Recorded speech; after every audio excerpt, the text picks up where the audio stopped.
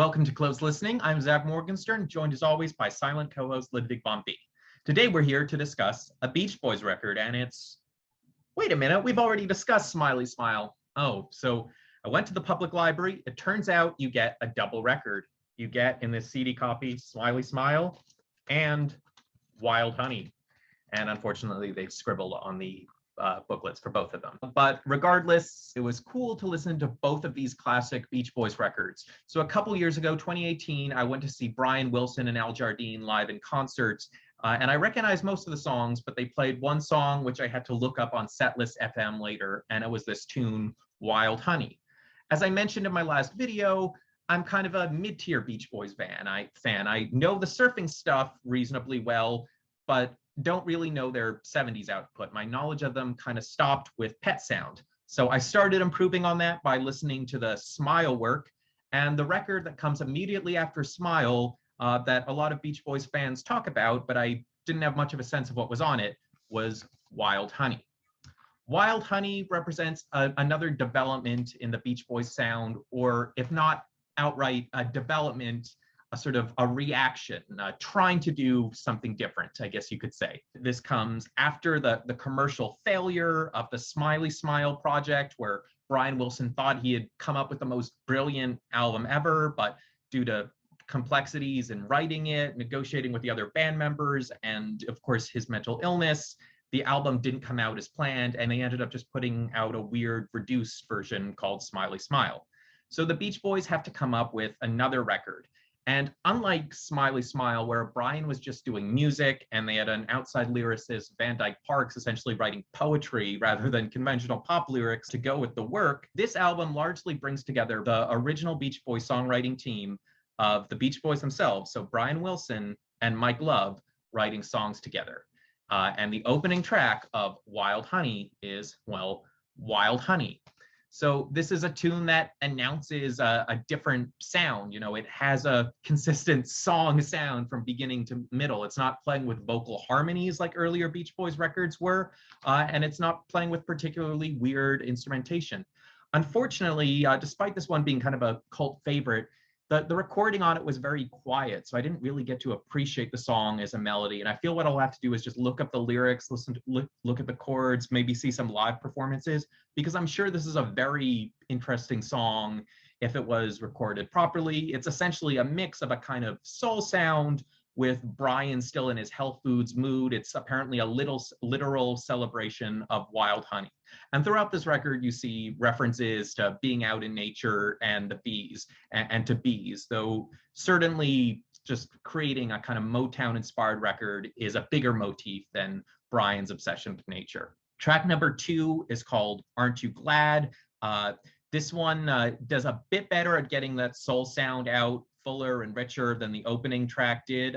This time the lead vocal is a duet of Mike and Brian, again, back to the classic earlier Beach Boy days. And knowing, you know, all the creative tension that was there between them, it's kind of weird and soothing at the same time to hear them sort of sharing this one as a blissful duet. Track number 3 is a Stevie Wonder cover, I Was Made to Love Her. And here's the thing, it's a pretty close cover to the original, but I have this way of explaining how various things can be enjoyed called the Pepsi theory. So it assumes, and I don't know how much I even believe this, but that Pepsi is better than Coke.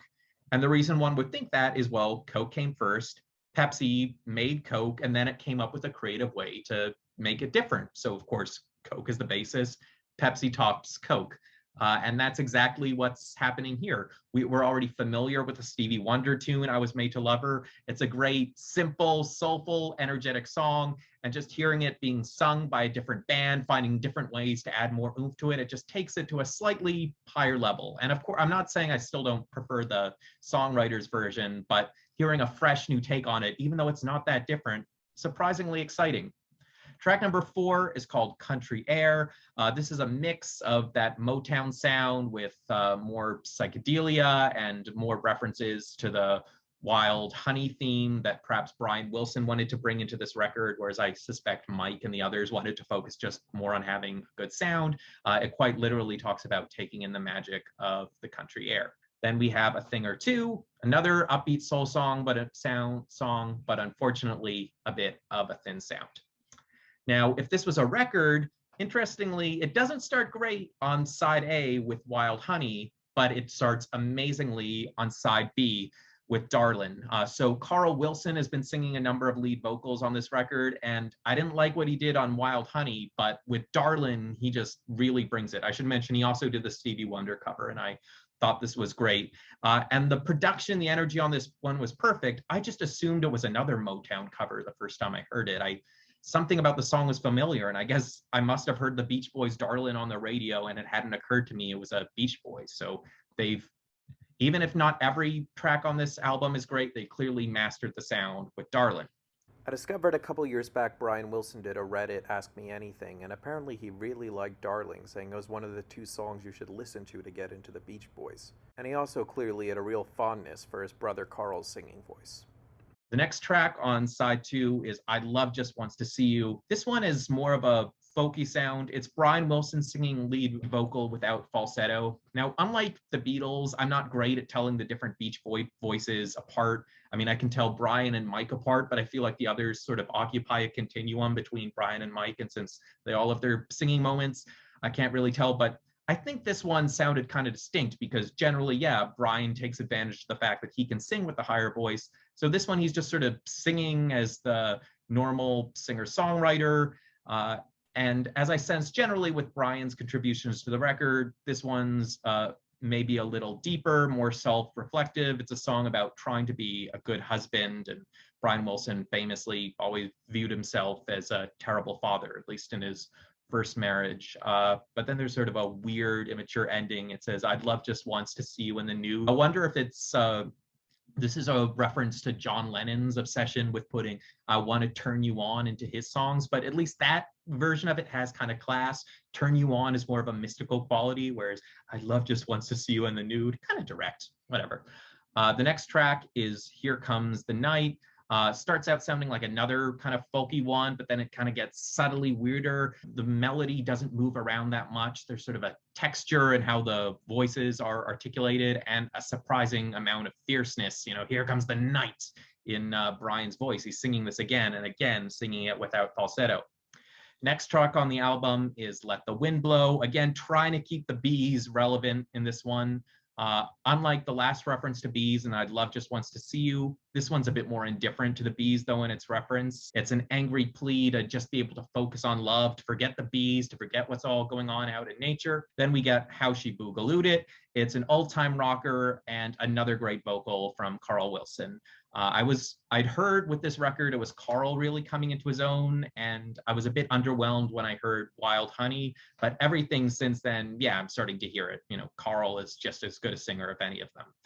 And the last song is called Mama Says. I was familiar with this one because I listened to the later record, Brian Wilson Presents Smile. I guess this song was originally envisioned as being part of the same song as Vegetables, and it makes sense because Brian Wilson had the song on Smiley Smile called Vegetables, which is a celebration of healthy eating and eating your vegetables. And Mama Said, which would later become the bridge to Vegetables, is just a chant about healthy eating and brushing your teeth. So overall, Wild Honey, more of an interesting historical novelty than a great record. You can see this tension in Vision. The Beach Boys know they can't just go back to their old surf sound. I don't know why, but I guess maybe they've just sort of run out of ideas. They can't just keep repeating 3-chord formulations about surfing, but then there's a real tension. What do we do instead of talking about surfing and beaches? Well, we can just take on another pop sound, and in the case of Darling, they really nailed that.